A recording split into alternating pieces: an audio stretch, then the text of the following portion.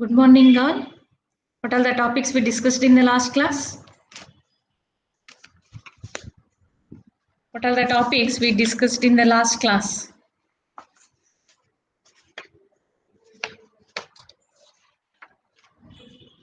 Is my voice audible? Yes? Sarah? ಕೇಳಿಸ್ತಾ ಇದೆಯಲ್ಲ ನನ್ನ voice?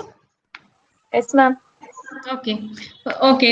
Can anybody tell me what are the topics you have studied in the last class?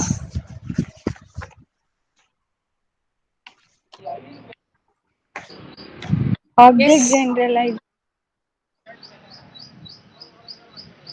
Yes. Really? Object generalization. Object generalization that I'm going to discuss today.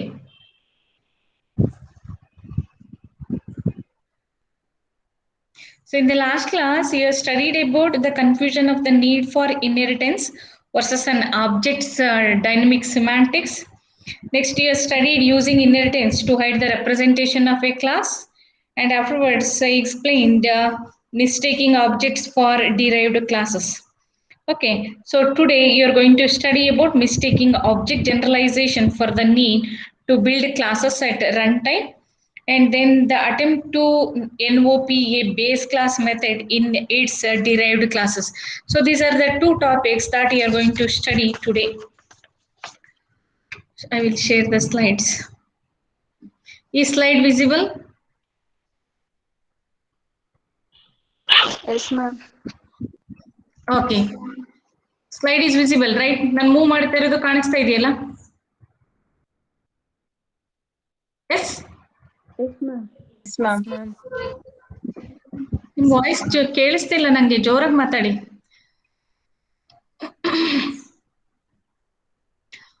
So in the last class, I explained the inheritance hierarchies versus attributes. Then I explained the confusion of the need for inheritance versus objects, dynamic semantics. And then I explained the heuristic for the dynamic semantics. Then I explained using inheritance to hide the representation of a class. There we taken the example of a dictionary, and we constructed two types of dictionary based on the size of the dictionary. Those two dictionaries are called as P dictionary and H dictionary. And P dictionary is represented by property list, and H dictionary is represented by the hash table.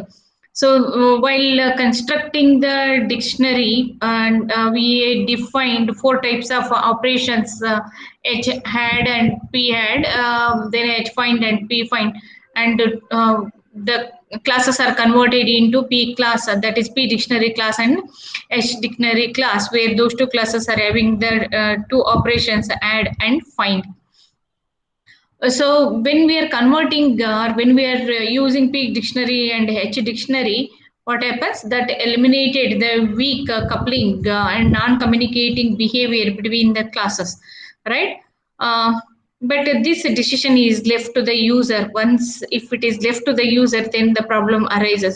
Means we should not leave the decision to the user. It should be decided by the implementers itself. So here the P dictionary is also called as the small dictionary, where the H dictionary is called as the large dictionary. So on what basis we are categorizing into small dictionary and large dictionary? Based on the number of words present in the dictionary. If the words present in the dictionary is less than 100, then we'll treat that dictionary as the small dictionary. And if the words are equal or more than 100, then that type of dictionary we are treating it as a large dictionary.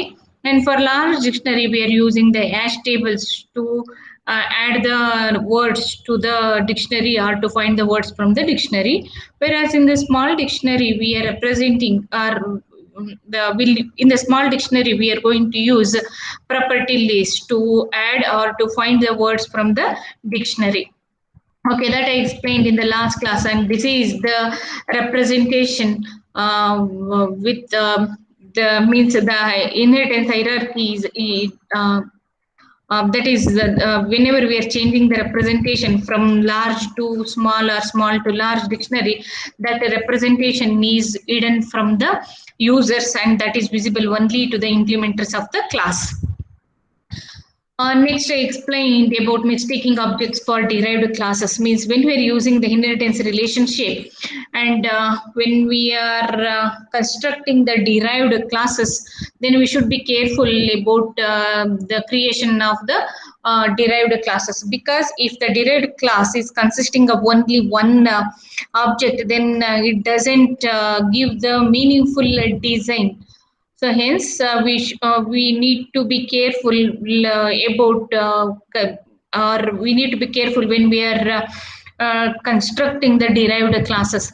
So these derived classes should be consisting of more than one objects, or objects should consisting of more than one attributes. Here, in this case, what happens?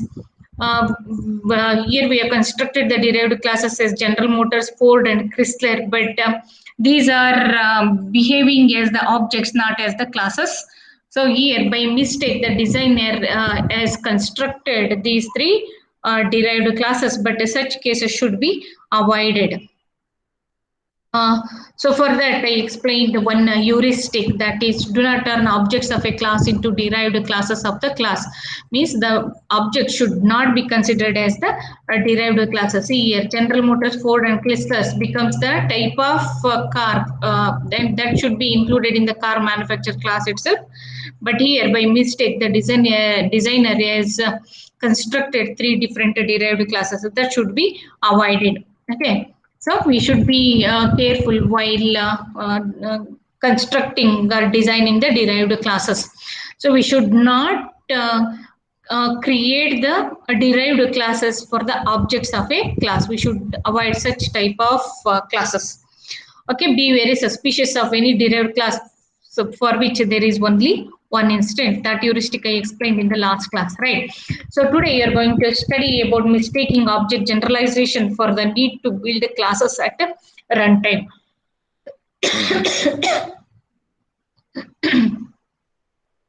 So here we are considering the generalization, and when we are constructing the classes, derived classes using inheritance hierarchy, we should be careful about the generalization and the need to build the classes at runtime. Okay, so this is another category of problem benefits itself through inheritance hierarchies. Means when we are constructing the classes using the inheritance, or when we are using the inheritance relationship or inheritance hierarchies exist, then this problem arises, that is making object generalization for the need to build the classes at runtime. Means we are building the classes at a runtime. That problem arises when we are constructing or making use of the inheritance hierarchies. And this type of problem occurs when a developer thinks that he or she needs to create new classes at a runtime. Suppose if you are a developer and you are going to create the classes at a runtime, then the problem arises. Okay. So this type of problem occurs when the developer thinks that they need to create the classes at runtime. The domain in which this problem presented itself was a case where the development team was designing a trading system for securities. So here we are considering one example where this problem arises. Let us consider the security system. For the securities class, we have three derived classes: bonds, stocks, and futures. And for these derived classes, two derived classes are there. So tax-free and municipality bonds under bonds class, and under stocks we have Lotus and IBM, and futures, and under this we have corn and gold classes. Here, one requirement of the system was to allow security traders to build deals around a fixed set of securities set by the SEC and other government bodies. So here we are, the main requirement for the system is to allow the securities traders to build the deals around a fixed set of securities set by the security and other government bodies. By considering these requirement, the designer has developed the inheritance hierarchy and modeled these type of securities, bonds, stocks, and futures. So he has modeled the designer has developed this type of inheritance hierarchy by considering the given a requirement. So here we have the security is the main class. Under this class we have three derived classes: bonds, stocks, and futures. Under these, we have the tax-free bonds, municipality bonds, Lotus and IBM stocks for the stocks, and corn and gold for the futures. And after constructing that, they have given one more requirement. That requirement states that the traders want the ability to invent and trade new securities on a moment's notice. For example, a trader may decide to group a gold option with a tax-free bond, tax-free municipal bond, and call it a new security, say G municipal. Okay, so here what is the given requirement? A trader decides to group a gold option. Actually, gold option is under futures bond, right?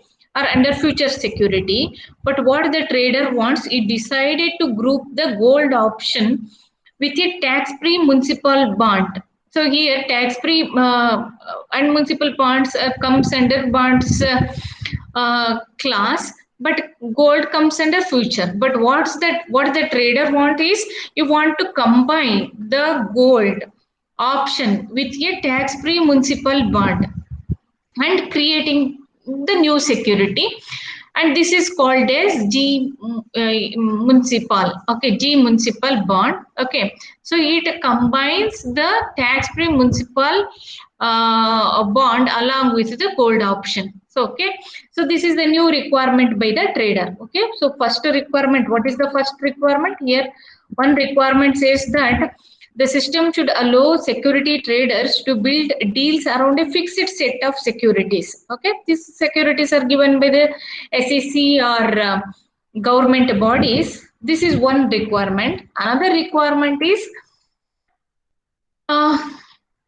one more requirement is that the traders want the ability to invent and trade new securities.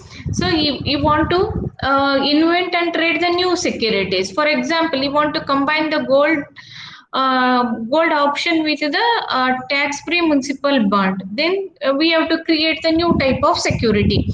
Okay, so as the requirement of the traders changes, then according to that, the designer needs to build the securities, okay, or security classes. Then the problem arises, right? So here, and one more is given. See, that is one thing. Okay, we are combining gold option with the tax-free municipality bond. That is okay. But here, one more requirement by the trader is that the trader may decide to take is a new G municipal security and combine it with the Lotus. Development Corporation, because here, see here, Lotus comes under the stock security, whereas the gold comes under future and tax-free municipal bonds comes under bond class. So here the traders they are changing requirements again and again. Once first they want to combine with the combine gold with the tax-free municipal bond. After that, the trader may decide to take the this G municipal security with the Lotus stock. Okay, and once it combines, then we are creating one more security called as G municipality Lotus. So it combines the Lotus Corporation, and it also combines the municipality, tax-free municipality with the gold option. So there are the different requirements. So based on the requirements of the traders, we are going to create new security classes. And as the requirements of the traders go on changing, then the developer says to create new classes, or they go on creating the new classes according to the requirements of the traders. Then it leads in the creation of n number of classes, because there is no end for the requirement by the traders, and if there is no end, then they go on giving the new requirements, and based on that requirements the developers are creating the new classes or new security classes. This results in endless permutations, and this leads to the proliferation of classes. Proliferation of classes means we are go on creating n number of classes, and this led the developers to assume that they needed an interpreted language to carry out their goals, because here the compiled languages are not efficient, or they will not allow them to create the classes and inheritance relationships at the runtime. Because here when we are running this based on the traders requirement, we are creating the new classes, right? But this is not allowed in the compiled languages. So in the compiled languages we cannot create the classes or the inheritance relationship at the runtime. So hence we need the new type of languages, so that those languages will support the creation of the classes and inheritance relationships at the runtime. Hence we'll go for the interpreted language instead of compiled language. Okay, so the interpreted language allows the creation of the classes and inheritance relationship at the runtime. Understood?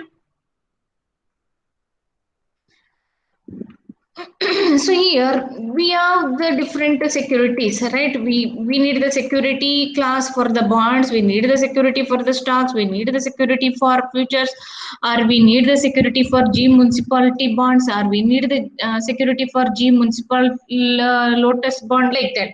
So we need the different we need the security for different types of classes. And if that is the case, then what the class would capture the abstraction to which these objects belongs. Okay, in the most general case, these objects belongs to a class that is a container of securities. Here, see here, this is one class, bond is one class, stock is another class, future is one more class, like that. So we need the security for each object of these classes, right? Then we'll have the securities or list of securities where the objects belongs to a class that is a container of securities. See here, this is one security, then the bonds is also having the security, futures is also having the security, stocks is also having the security. Means we are having a list of security objects where these security belongs to the objects of each class. And this can be captured in the basket of security. Okay, this is called as the basket of security, which consisting of security for different classes. Okay, which consisting of security for different classes, and these securities belongs to the objects of a class. Okay, so here we are constructing the basket of security class, and these security classes these securities are belongs to the objects of each class of bond or the stocks or the futures. Okay, so this is the solution to generalizing custom security objects. So here we have the security objects, and if we generalize that, we will have the security objects for each of the derived class. But if you consider this diagram, see here, this diagram not only consisting of the basket of security, because this basket of security consisting of list of securities. Okay, so it not only consisting of the basket of security, but it also consisting of a list of securities. The basket of security is the list of securities, and this basket of securities itself is a security. Why? Because it is derived from the security class. Okay, so this figure illustrates that not only does the basket of security class contains a list of securities, but it is itself is a security. Means in this diagram we are defining a new class, that is basket of security, where this basket of security consisting of list of securities. So even though it consisting of list of securities, along with that this basket of security behaves itself as a security. So, but this design is an unusual but not correct case where a class contains and inherits from the same class. See here, the class contains and inherits from the same class. We are having the security and basket of security also consisting of list of securities. If this is the design, then this design is called as, or this design is a unusual design, and it is not correct.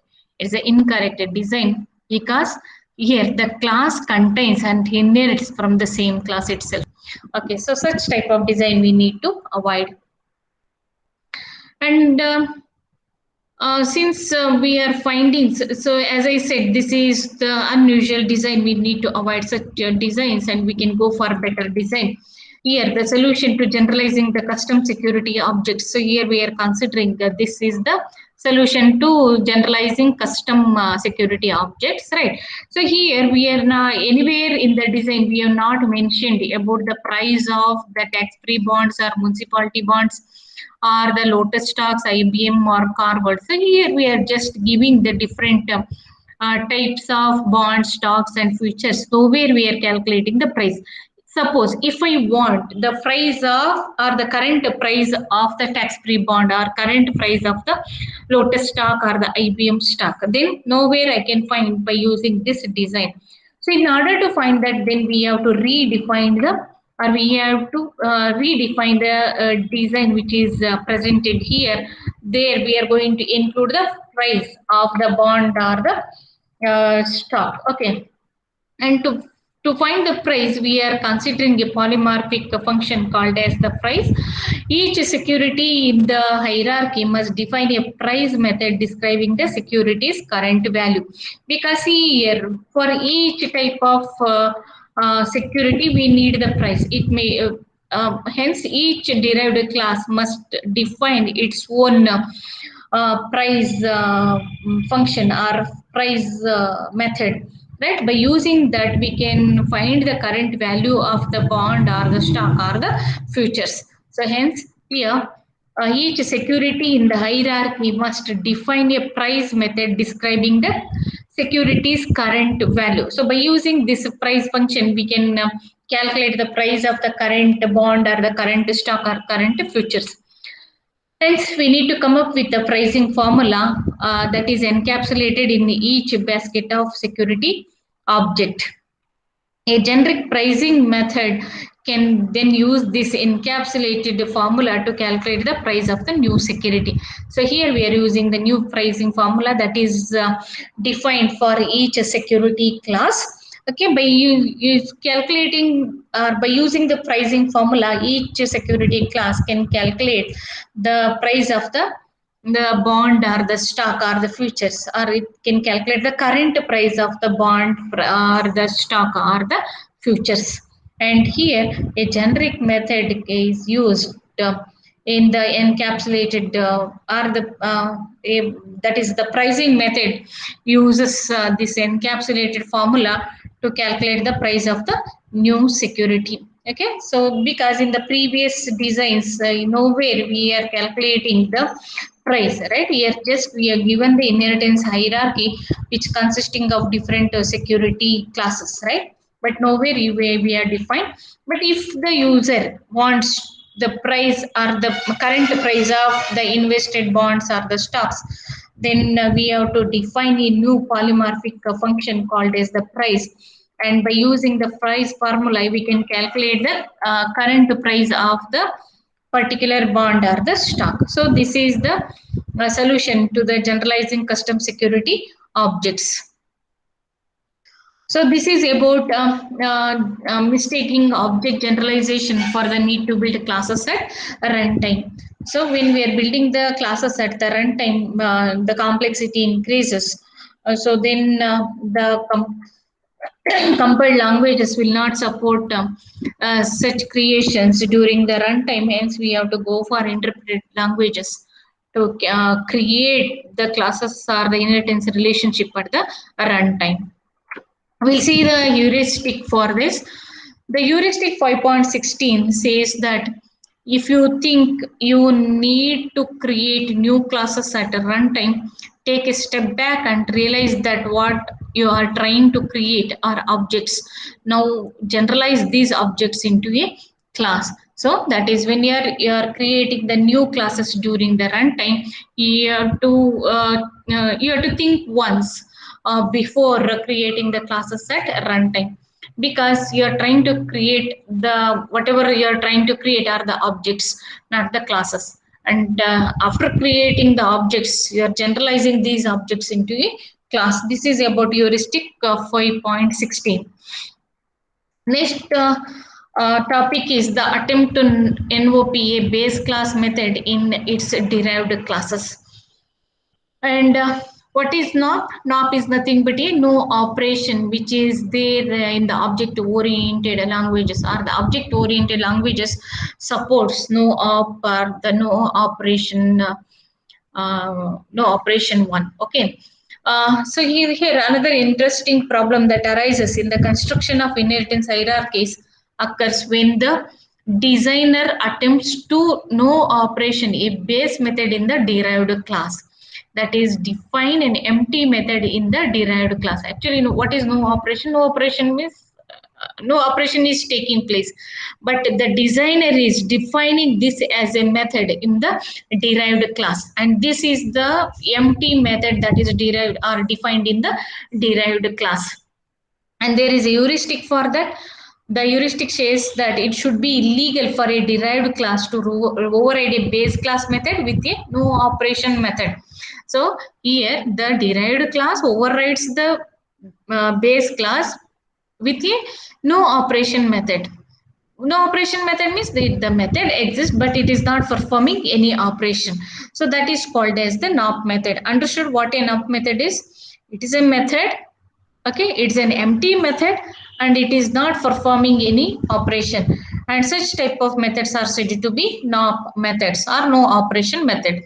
So in C++ it is called as NOOP, no operation, but it is simply we call it as NOP, that is no operation method, and it is there in the C++ language, okay, or in the object oriented paradigms. Let us consider. This will consider, for this we will have the one example. Consider one example that there exists a class called as dog. There is a dog class, okay, and when we created the dog class, the dogs know how to carry out his bark, chase cats or wag tail. So these are the three behaviors of the dog. So the dog barks or chases the cats, or they shake. Wag tails means shaking the tails. Okay. So these are the different behaviors of the dog, right? So it's a dog is a class. It knows how to carry out his bark, chase cats, and wag tails. Okay. Later in the so for that they're designing by using the inheritance relationship. Yeah. So they discovered a special type of dog called as dog no wag. That is dog no wag means the dog that that doesn't know how to wag the tail or how to shake the tail. This is the new class, that is dog no wag is the new class. It is derived from the dog class, right? But what is the speciality of this new derived class? The speciality of this new derived class is that the dog did not know how to wag its tail, or the dog did not know how to shake its tail, and that the class is called as dog no wag. And it is once again wagtail method is also defined for the derived class, but it is not performing any operation. Why? Because the derived class itself we decided, or we know that the what are the derived classes here we have created? The dog which did not know how to shake or wag the tail. So for that we created the new class, that is the new derived class, that is a dog no wag. If the dog itself did not know how to shake the tail, then there is no meaning of defining the method wag tail for the derived class. So here for this wagtail method is defined, but it is not performing any operation. So this is an example for a NOP method in the derived class. See here, this is the NOP method in the derived class.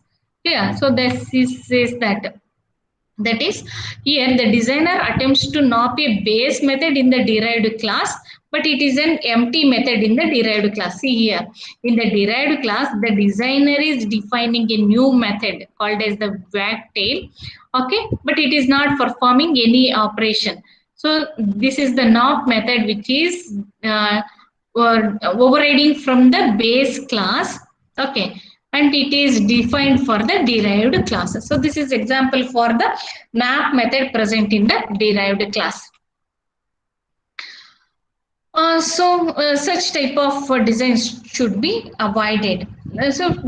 Before doing that, here the designers claim that a good solution was to have a dog no wag inherit from the dog and override the wag tail with an empty C++ method that is not. So here, when the designers are creating the derived classes, clear. So here the dog override the wag tail method with an empty method that is no operation. So this is an example for a NOP method in the derived class.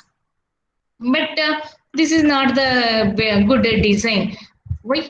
Because so some designers may argue that what is the wrong with this type of design. So what is the wrong with this type of design? So then this designers argues that the main objection is that the design does not capture a logical relationship. So here, when this design is presented, the some designers argues that this design is the not capturing any logical relationship, because the design implies the following statement: all dogs know how to wag their tails. Dog no wag is a special type of dog, and dog no wag does not know how to wag its tail. So these are the by using this design, we can have these three statements. All dogs know how to wag their tails. So here this is wag tails. For this, we'll say that all dogs know how to wag a tail. And dog no wag is a special type of dog. Dog no wag is a special type of dog because it did not know how to shake or how to wag the tail. Hence, it is a special type of dog. And since it is the dog no wag, it doesn't know how to wag or how to shake its tail. And even though we are defining these three statements from the given design, but the rules of classic logic are not being obeyed. Okay, so the means we are not capturing any logical relationships or logical rules are not obeyed in this design, because either all dogs do not know how to wag their tails or dog no wag is not a special type of dog. Okay, because that cannot be right. Hence, we are modifying this design and we are just flipping the inheritance hierarchy. So we are just flipping this inheritance hierarchy. Then it becomes the dog no wag becomes the base class, and from this we are generating or we are creating the constructing the derived class called as dog. Why? Because bark and chase cats are the common behaviors of any dog. So here only the dog did not know how to wag the tail. That speciality is there. Okay. But this bark and chase cats are common for all types of dogs. Right. So hence we are just flipping this design. So first we are considering the dog no wag as the base class, and we derive the dog class from that base class. So we are just flipping this inheritance hierarchy. See, the correct design is found by flipping the hierarchy upside down, making the base class the derived class and the derived class the base class. So in this design, what happens? The dog no wag is the derived class, and in the defined or in the modified design, we are making the dog no wag as the base class. Means we are changing the derived class into base class, and base class is changed into the derived class. Means we are clipping the inheritance hierarchy, and the derived class becomes base class, and base class becomes the derived class. See here. And this is the correct design for the given situation, right? Dog Novak, it is a common dog class, and if the dog know how to shake its tail, then that will be treated as a special category of dog. Okay, right? So hence this leads to the better design. Okay, this is the best better design. In this, we are considering the dog as the derived class. So in the dogware class, yes, some message or method that the dog class doesn't have. Here we have the bark and chase cats are the methods which are present in the dog nowhere, but the dog class doesn't consisting of. In these cases, neither class is a derived class of the other. They simply have something in common. And this common information is captured in the abstract class, that is all dogs, and both the classes dog, no, wag, and dog class are inherited from the all dogs class. Okay, so here the dogs and even the dogs, they are barking or chastised, and the dogs that the dog class that know how to wag the tail, or the dog that doesn't know how to wag the tail. We are considering these two are the two different classes, and these two classes are derived from a common class called as the all dog class. Okay, so because the common information is captured in the abstract class, that is all dogs, then all dogs becomes the base class, and the dog no wag and dog classes will inherit from the abstract class all dogs. And this type of solution eliminates the problem of now functions or now methods. Okay, so this is the solution to the problem of now, which is defined here or which occurs here. So here for this design leads to the now problem, that is no operation problem, and that is eliminated with this type of design. So here we'll define the new class, that is all dogs class, which is the base class. It captures the common information, and the dog no wag and dog class becomes the derived class, and this type of design eliminates the NAP method problem or the NAP function problem. So this is about mistaking object generalization for the need to build classes at runtime, and an attempt to NAP a base class method in its derived class. Any doubt in this? Yes, any doubt? So full theory subject you need to study. No other way. Any doubt? ಕೇಳಿಸ್ಕೊತಾ ಇದ್ದೀರಾ ನನ್ನ class ಅಥವಾ ಸುಮ್ಮನೆ connect ಮಾಡ್ಕೊಂಡು ಕೂತಿದ್ದೀರಾ?